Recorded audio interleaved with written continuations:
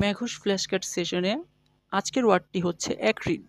অ্যাক্রিড শব্দটার অর্থ হচ্ছে স্বাদ বা গন্ধ সম্পর্কে অত্যন্ত ঝাঁঝালো বা কটু। ঠিক আছে? Having a bitter or harsh taste or smell. এখানে আমরা কি বলতে পারি? The acrid smoke from the fire burned her eyes. Okay, acrid smoke মানে কি?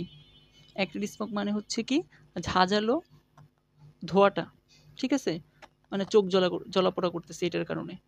এটা হচ্ছে কি, যেহেতু এটা কি বলা হচ্ছে, একটা একটা গন্ধ, ঝাঁঝালো গন্ধ বা স্বাদ বোঝাচ্ছে।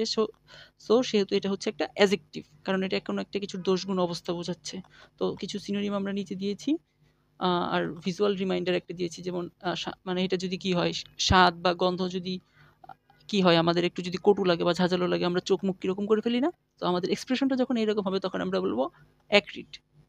That's it for today.